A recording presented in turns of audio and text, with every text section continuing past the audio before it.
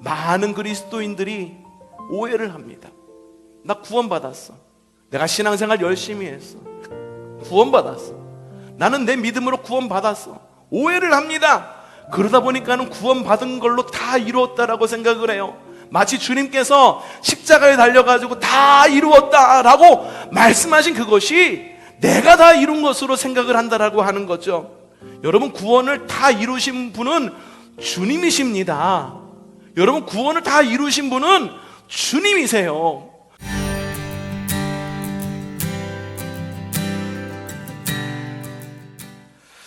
출애굽 이후에 이스라엘 백성들은 광야에서는 주님의 공급하심으로 한 끼 한 끼 먹을 수가 있었습니다. 그런데 가나안 정복 이후에는 밀을 주식으로 그들은 살아가게 됩니다. 근데 처음부터 주님께서 밀을 안정적으로 주시면 얼마나 좋겠습니까? 근데 밀을 거둘 시기가 아니었죠. 그래서 주님께서는 보리를 거두게 하십니다.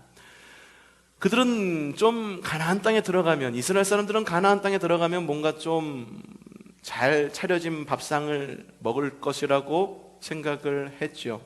근데 첫술부터 완벽하게 차려진 그런 밥상은 아니었었습니다. 하지만 주님께서는 이렇게 말씀하십니다. 오늘 말씀이죠. 출애굽기 23장 16절 초반절 말씀 읽어보죠. 시작. 너희는 너희가 애써서 밭에 씨를 뿌려서 거둔 곡식의 첫 열매로 맥추절을 지키려고 한다. 어떤 열매로?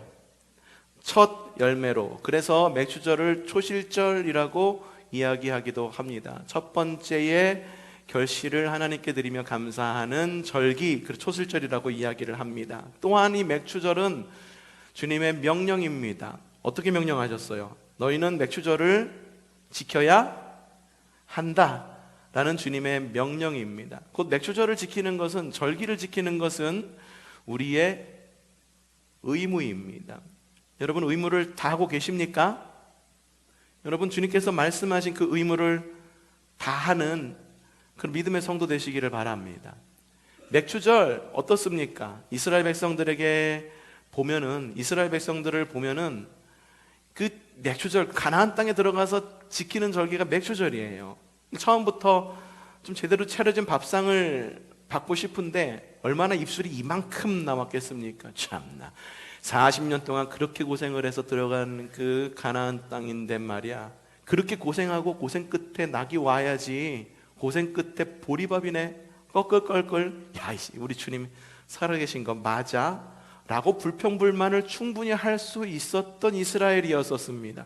그렇기 때문에 주님은 맥추절을 지켜라 라고 명령을 하신 것입니다. 감사할 수 있을 때 감사하는 것은 그 누구나 할 수 있는 일입니다. 오늘 우리가 맥주감사절을 지키고 이번 주 화요일에는 이제 서다 봉헌 감사 예배를 드리게 되는데, 여러분, 서다가 서지를 않아도 여러분 감사할 수 있어야 되는 거예요. 무화과 나뭇잎이 말라도 감사할 수 있어야 돼요. 포도 열매가 없어도 감사할 줄 알아야 돼요. 감람나무 열매가 그쳐도 감사할 줄 알아야 돼요. 논밭에 식물이 없어도 감사할 줄 알아야 합니다. 감사는요, 여러분, 주님께서 여러분에게 야, 이렇게 해줄 테니까는 제발 감사하는 삶을 살아라 라고 하는 주님께서 약속하신 어떤, 내가 우리를 막 달래가지고선 하라는 게 아니라 주님의 강력한 명령이에요. 니들 입술 가운데에 꺼끌꺼끌한 보리가 있지? 그것으로부터 감사를 시작해 라고 하는 주님의 명령이었었습니다. 이스라엘 백성들이 불만이 많았을 거예요. 왜? 가나안 땅을 그들의 종착지라 여겼기 때문이죠. 하지만 하나님은 가나안 땅을 이스라엘 백성들의 종착지로 여기시지 않으셨습니다. 그 증거가 어디 있냐 하면은, 이스라엘 백성들이 출애굽을 한 지 얼마 되지 않아 시내산에 이르게 되었을 때 주님께서는 그들에게 시내산에서 무엇을 줬죠? 십계명을 주십니다. 그리고 40년이라고 하는 시간이 지나서 가나안 땅을 앞에 두고 십계명을 바탕으로, 야, 이건 이렇게 살아야 돼, 저렇게 살아야 돼, 그 땅에 들어가서 이렇게 살아야 돼 라고 말하면서 십계명을 주석을 한 책이 성경 가운데에 있는데 그 책의 이름이 뭔지 아세요?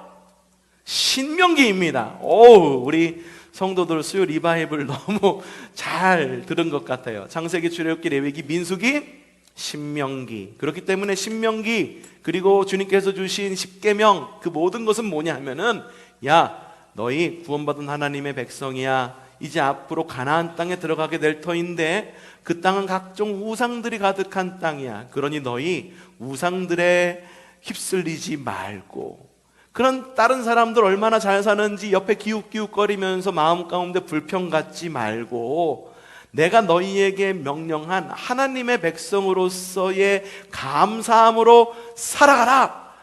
가나안 땅은 너희의 최종 목적지가 아니라 그 땅에 도착하면서부터 너희가 하나님의 백성으로서의 본격적인 삶의 시작이야 라고 말한 것이 주님의 의도였다라고 하는 거예요.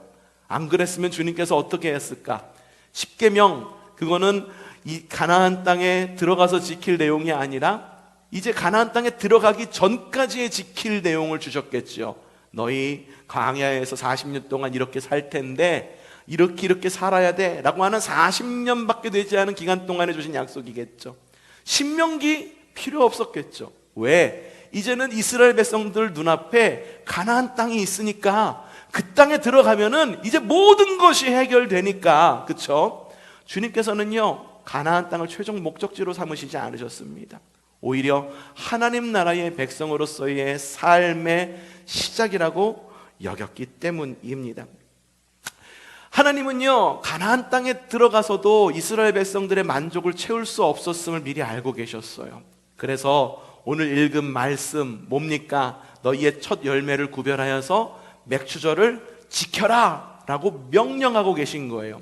이 백성은요 틈만 나면은 반역을 하는 민족이네, 틈만 나면 불순종하는 민족이네, 틈만 나면은 불평 불만하고 못 살겠다 죽겠다라고 말하는 민족이네.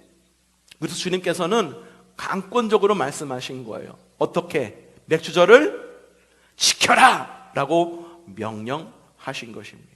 너희가 하나님의 백성이라고 말한다면, 너희의 정체성이 하나님 나라의 백성이면은 비록 입 가운데 주어진 꺼끌꺼끌한 그런 보리밥일지언정 그 주어진 보리밥에도 감사할 줄 알아는 사람 알아야 되지 않겠느냐라고 말한 것이 너희는 맥추절을 지켜라 라고 하신 주님의 명령이었다라고 하는 거예요.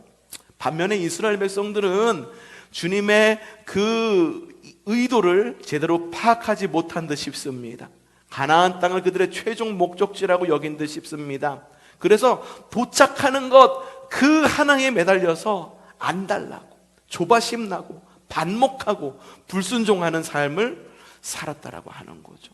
광야 가운데 삶이 어땠습니까? 주님 이제 조금 있으면 하나님 나라의 백성으로서의 완성이 이루어집니다. 가나안 땅을 이제 도착하게 되니까 우리 이 광야 가운데에서 훈련받고 정말로 거룩한 민족으로 거듭나겠습니다 라는 모습이 보여졌습니까?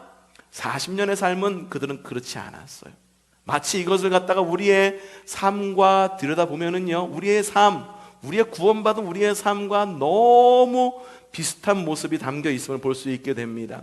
여러분 우리의 구원은 여러분 어떻게 구원받으십니까? 여러분 어떻게 구원받으셨어요? 어떻게 구원받으셨어요? 많은 사람들이 이신칭의를 이야기합니다. 이신칭의가 뭔지 아세요? 내가 믿음으로 말미암아 주님으로부터 의롭다 여김을 받는다라고 이야기를 합니다. 그러다 보니까는 어떤 생각이 드냐 하면은 그래 믿음으로 구원받는 거지 라고 말해서 나의 믿음은 굳건해, 나의 믿음은 강건해 라는 그런 교만한 마음에 빠지게 됐다라고 하는 거예요. 이신칭의를 말한 것이 마틴 루터예요. 종교개혁을 야 이거 안 되겠다, 카톨릭 이거 보면 안 되겠어, 모든 것이 행위야, 너 이것 해야지 구원받아, 저것 해야지 구원받아, 행위야, 와가지고 때마다 뭔가를 갖다 의무를 해야지만 구원받아. 근데 성경을 읽어보니까 그게 아니더라는 거죠. 그의 구원은 어떻게 얻은 것일까? 어떻게 얻은 거라고 생각했을까요? 그래 믿음으로 말미암아 구원받지라고 말하면서 처음부터 믿음을 강조했기 때문에 이신칭의라고 말했을까? 아니에요. 마틴 루터가 읽은 성경은요, 교리로 읽은 것이 아닙니다. 그래, 믿음으로 말미암아 구원받지, 우리는 이걸 교리로 받아들이거든요. 근데 마틴 루터는 교리로 받아들이지 않습니다. 무엇으로 받아들이느냐? 하나님의 은혜로 받아들입니다. 그 은혜가 그 마틴 루터의 가슴을 두들기고, 그 은혜가 마틴 루터의 마음을 어루만지고, 그 은혜가 그의 마음에 충만했을 때 하나님 맞습니다. 하나님의 그 은혜를 내가 믿습니다. 주님의 은혜가 나를 구원하신 줄도 믿습니다 라고 말했기 때문에 이신칭이다라고 말한 거지. 내가 믿어, 그러니까 구원받아, 이런 의미에서 믿음으로 구원받는다라고 이야기한 것이 아니다라고 하는 거예요. 여러분은 여러분이 스스로 생각할 때 여러분의 믿음이 충분히 여러분을 구원받을 만한 믿음이라고 생각하십니까? 저는 제 믿음을 볼 때 절대로 제 믿음이 구원받을 만한 믿음이라고 생각이 들지가 않아요. 내가 내 믿음을 어디를 봐서 하나님이 나를 구원하셨을까라는 생각이 들어요. 순간순간 미운 마음이 들기도 합니다. 순간순간 그냥 분노가 이르기도 하는 것, 순간순간 주님 마음에 합하지 않은 마음이 불쑥불쑥 들고 있는 것이 내 마음이에요. 미워하지 말라고 그랬는데 미워하고, 사랑하라고 그랬는데 사랑하지 못하는 것이 솔직한 나의 마음이다라고 하는 거죠. 주님께서 만약에 나의 믿음을 보고 나를 구원하신다라고 말했다고 한다면 내가 구원을 받을 수가 있을까? 나의 믿음 어디를 봐서 내가 판단을 해도 내 믿음을 볼 때 나의 믿음은 결코 누군가의 죽음으로, 예수 그리스도의 죽음으로 말미암아 구원받을 만한 그런 믿음이 아닌데, 내 믿음 어디를 봐서 주님이 나를 구원하셨을까? 여러분의 믿음이 크다고 생각하십니까? 아니면 너무 작다라고 생각하십니까? 오늘 우리가 읽을 말씀, 에베소서의 말씀에 우리의 희망이 담겨 있습니다. 읽어보죠. 우리의 구원은 어떻습니까? 시작! 여러분은 믿음을 통하여 은혜로 구원을 얻었습니다. 이것은 여러분에게 난 것이 아니요 하나님의 선물이에요. 이것 한번 띄워주세요. 우리는 무엇을 통하여? 믿음을 통하여 구원을 받은 것 맞습니다. 여러분 십자가의 구원을 믿으십니까? 주님께서 십자가를 지심으로 인해서 우리의 죄를 사해 주셨음을 믿습니까? 그런데 믿음을 통하여 무엇으로 구원받았습니까? 은혜로 구원받았다라고 하는 거예요.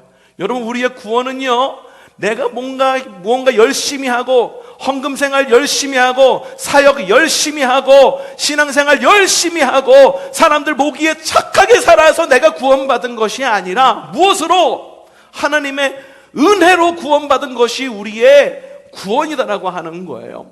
이것이 나에게 났습니까? 아니에요. 뭐라고 말합니까? 하나님의 선물이다라고 이야기를 하는 거예요. 내가 뭔가를 잘했어. 엄마, 내가 이번에 시험 잘 보면은 내가 원하는 뭐 사주세요, 이래가지고 시험 잘 봐가지고선 부모님이 뭐 사주는 거, 이게 구원입니까? 아니에요. 부모의 마음은 그게 아니라고 하는 거죠. 내가 보니까는 자식들 이게 필요해. 근데 얘가 요번에 시험 봐가지고서 뭐 사달라고 그랬는데, 그 필요한 거를 사달라고 그랬는데 부모가 보기에도 그게 필요하다라고 하는 거지. 그런데 얘가 시험을 잘 봤을까 못 봤을까? 잘 봤을까 못 봤을까? 못 본 거예요. 야, 평균 90점 이상 나오면은 내가 이거 줄게. 야, 너 사업하지? 사업 매출 이 정도 오르기까지 내가 이렇게 도와줄게. 부모가 그렇게 약속을 한 거예요. 근데 성적이 나왔어? 안 나왔어. 그 매출이 그만큼 올랐어? 안 올랐어. 그럼에도 불구하고 부모의 마음은 그게 아니라는 거예요. 내가 보니까는 얘한테 이게 정말 꼭 필요해. 얘가 공부를 하는데 볼펜이 없어. 근데 얘가 볼펜이 없으니까 볼펜 사줄게. 근데 시험 뭐 90점 이상 나오면 사줄게 했는데 넘었어? 못 넘었어. 너 벌 받아. 너 90점 안 넘었으니까 볼펜 없이 공부해. 네 머리를 테스트해봐. 쓰지 말고 한번 네 머릿속에 다 쳐넣어봐. 집어넣어봐. 이렇게 말하는 것이 부모의 마음이 아니에요. 부모의 마음은 어때요? 부모의 마음은 어때? 없으면, 필요한 것이 있으면 얘가 어떤 기준에 도달했던 도달하지 않았던 채워주고 싶은 것이 부모의 마음인 거잖아요. 시집간 딸네 집에 갔는데 뭐가 낡아서 못 쓰고 있어. 그러면 부모의 마음은 어때? 아픈 거지. 그러면은 야, 너 결혼했으니까는 너 출가 외인이야. 네가 알아서 사. 네 남편한테 사달래 라고 말하는 게 부모의 마음이 아니라, 그걸 보고 어느 날 갑자기 집으로 소포를 보내는 게 부모의 마음이잖아요. 낡은 것을 바꾸고 싶은 것이 부모의 마음이잖아요. 우리의 구원도 마찬가지예요. 그리스도인이 구원받아, 하나님의 은혜로 구원을 받습니다. 하나님의 은혜로 구원을 받아, 구원을 받음으로 인해서 우리가 보장받은 나라가 있습니다. 그 나라의 이름은 하나님 나라예요. 천국입니다. 이것은 마치 이것은 마치 이스라엘 백성이 가나안 땅을 약속받은 것과 같습니다. 많은 그리스도인들이 오해를 합니다. 나 구원받았어. 내가 신앙생활 열심히 했어. 구원받았어. 나는 내 믿음으로 구원받았어. 오해를 합니다. 그러다 보니까는 구원받은 걸로 다 이루었다라고 생각을 해요. 마치 주님께서 십자가에 달려가지고 다 이루었다라고 말씀하신 그것이 내가 다 이룬 것으로 생각을 한다라고 하는 거죠. 여러분, 구원을 다 이루신 분은 주님이십니다. 여러분, 구원을 다 이루신 분은 주님이세요. 결코 내가 아니다라고 하는 거예요. 내가 믿음으로 나의 구원을 다 이룬 것이 아니라, 나의 구원을 다 이루신 분은, 십자가에서 다 이루신 분은 누구시라고요? 구원, 바로 주님이시다라고 말하는 거예요. 그럼 그리스도인은 뭐냐? 구원으로부터 그때부터 시작이 되는 겁니다. 마치 이스라엘 백성들이 가나안 땅을 목전에 두고 신명기를 받았듯이, 그리고 이스라엘 백성들이 출애굽을 한 직후에 십계명을 받았듯이, 우리도 구원받은 그때부터 그 땅에 들어가가지고 하나님 나라의 백성으로 살아가 그 땅을 약속받고, 그 땅에 들어가면서부터 진짜 구원받은 하나님 나라의 백성으로서의 삶을 살아가는 거다라고 하는 거예요. 그렇기 때문에 우리의 믿음은요, 우리의 삶과 결코 뛰어놓을 수가 없는 거예요. 주님께서 십계명을 주신 이유 뭡니까? 너희 교회에서 신앙생활 열심히 해, 서로 상처 주지 마, 서로 잘해야 돼, 이걸 위해서 주신 겁니까? 아니에요. 너희 삶 가운데 그리스도인으로서 하나님 나라의 백성으로서 이렇게 살아야 돼 라는 목적으로 십계명을 주신 거예요.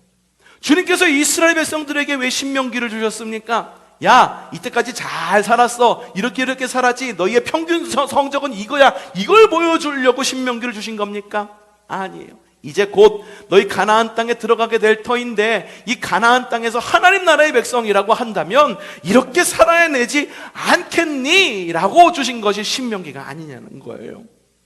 그리스도인들이 오해합니다. 구원받았다 라고 말하면서 삶의 변화는 전혀 없습니다. 우리가 계속해서 전도에 대한 말씀을 듣습니다. 거기 우리에게 주어진 두 가지 사명이 있다라고 그랬어요. 하나는 사랑의 사명이에요. 또 하나는 뭡니까? 복음 증거의 사명, 우리에게 주어졌어. 근데 그 사명은 어디 갔는지 아무것도 없어. 남아있지를 않아. 그 사명을 감당할 힘조차도 없어. 여러분, 그리스도인이라고 말하고 삶의 변화가 없으면서 어떻게 남을 사랑할 수가 있겠습니까? 어떻게 복음 증거를 할 수가 있겠습니까? 내가 복음 증거하면 사람들이 뭐라고 그러겠어? 너나 잘해, 너나 잘해. 이런 이야기가 왜 나오는 겁니까? 우리가 받은 이 구원이라고 하는 것이 마치 이미 받아놓은 짜여진 성적표 받는 것 마냥 그렇게 생각하고, 우리가 받은 구원을 출발점이라 생각하지 않고 그것을 완성이라고 생각하기 때문에 우리가 그런 삶을 살아가는 것 아닙니다. 그냥 우리의 믿음은 하나님께서 우리를 여기까지 인도해 주셨어라고 하는 하나님에 대한 믿음이 아니라, 그냥 주님께서 가나안을 약속하셨대, 주님께서 구원을 약속하셨대, 가나안에 대한 믿음, 하나님에 대한 믿음이 아니라, 하나님을 향한 믿음이 아니라 그냥 내 손에 붙들릴 가나안에 대한 믿음, 가나안을 향한 믿음만 남고, 하나님께서 우리에게 선물로 주신 구원, 그래, 선물 받았으니까 다 뜯어보는 게 당연하지. 하지만 그 알맹이는 어디 가고 선물 포장지만 그냥 널브러진 그런 삶을 살고 있는 것이 우리의 삶이 아니냐라는 것을 이야기하는 것입니다. 여러분, 가나안과 구원은요, 끝이 아닙니다. 그것은 바로 시작점입니다. 이스라엘 백성들은 가나안에 들어가면서 하나님 나라의 백성으로서의 삶을 시작하는 겁니다. 우리도 마찬가지입니다. 구원받음으로 인해서 구원받아서 하나님의 백성이야, 그러니까 나의 구원은 편치 않을 거야, 내가 욕을 해도 하나님께서 용서해 주실 거고, 내가 방종하게 행동을 해도 하나님이 용서해 주실 거고, 내가 이웃에게 상처를 줘도 용서해 주실 거고, 내가 헌신하지 않아도 예수님께서 용서해 주실 거야, 그런 믿음으로 살아가지 말라는 거예요. 우리가 구원받았다라고 하는 것은 그것으로 완성받은 그리스도인의 삶을 살아가는 것이 아니라 그때부터 완성되어져 가는 그리스도인의 삶을 살아가는 것, 그것이 바로 우리의 구원의 삶이다라고 하는 거예요. 구원의 삶 여러분 돌아보면 어떻습니까? 첫 술부터 한상 차림 거하게 받으셨습니까? 그래, 나 구원받았어, 그러니 나는 완벽하게 구원받은 사람이니까 늘 내 안에 기쁨이 넘쳐, 감사가 넘쳐, 소망이 넘쳐, 이런 삶을 살아가십니까? 어쩌면 완벽한 한상 차림을 그런 기대하면서 구원의 삶을 시작하셨을지 모릅니다. 하지만 이스라엘 백성들이 가나안 땅에 도착해서 받은 첫 상이 꺼끌꺼끌한 보리밥이었던 것처럼 우리의 삶이 실제적으로 맛보는 우리의 밥은 매끈매끈한 미래의 그런 밥맛이 아니라 꺼끌꺼끌한 보리의 밥맛이었을지 모른다라고 하는 거예요. 여러분의 삶을 돌아보면 어떻습니까? 삶이 늘 평안하세요? 늘 그냥 뭐 하나가 문제가 있어. 뭐 하나 터지면, 뭐 하나 문제가 해결됐다 하면은 또 다른 문제가 터져. 교회는 어떻습니까? 교회도 마찬가지예요. 하나가 봉합됐다 하면 또 다른 문제가 터져. 또 다른 문제 봉합했다 하면 또 다른 문제가 터져가지고 문제를 잇는 것이 교회가 아닙니까? 그렇다고 그래서 우리의 구원이 흔들립니까? 아니, 흔들리지 않아. 왜? 우리의 믿음을 보고 하나님께서 흔들리지 않도록 하시는 겁니까? 아니에요. 우리가 믿음을 보고 하나님께서 우리를 구원하셔서 흔들리지 않는 삶으로 우리를 인도해 주시는 것이 아니라 그것이 바로 하나님의 은혜라고 하는 거예요. 그러니 주님께서 말씀하시는 거예요. 너희는 가나안 땅에 들어가서 첫 열매로 무엇을 지켜라? 맥주절을 지켜라 라고 명령하고 계시는 거예요. 하나님께서 우리의 삶을 모르셔서 그렇게 말씀하신 걸까? 이스라엘 백성들이 들어가서 먹게 될 그 곡식이 밀이 아니라 보리인 것을 몰라셔서 그 말씀을 하신 걸까? 아니라는 거예요. 주님께서는 이미 다 알고 계셔. 우리 마음 가운데 있는 만족을 채울 수 없다라는 것을 이미 다 알고 계셔. 우리 삶 가운데 있는 재물에 대한 그런 만족을 채울 수 없다라는 것을 이미 다 알고 계셔. 하지만 주님께서 맥주절을 지키라 라고 명령하신 이유는 뭐냐면, 너희가 첫 술에 감사할 줄 알 때 그 첫 술의 감사를 통해서 더 큰 열매의 길을 너희에게 주겠다라고 하는 주님의 언약이 라는 것입니다. 그렇기 때문에 주님께서 뭐라고 말씀하십니까? 아까 읽어본 말씀, 오늘 말씀 읽어봅시다. 23장 16절 초반절 시작! 거둔 곡식의 첫 열매로 명령하시는 거예요.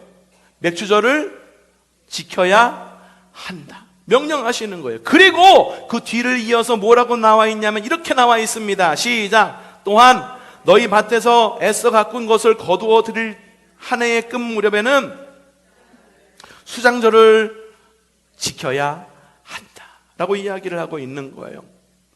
여러분, 지난 반년을 결산하며 채울 수 없는 그냥 그 만족감에 의지하면서 이번 그냥 반분기를 그렇게 결산하기를 원하십니까? 내 손에 쥐어진 것 이것밖에 없어. 하나님께서 주신 은혜 너무 당연해. 여러분, 은혜는 당연한 것이 아닙니다. 은혜는 아까도 이야기했죠. 시험 성적이 되지 않아도 부모의 마음으로, 하나님의 사랑으로 자격 없는 사람에게 주어지는 선물이 바로 은혜다라고 말하는 거예요. 여러분이 정말 그리스도인이십니까?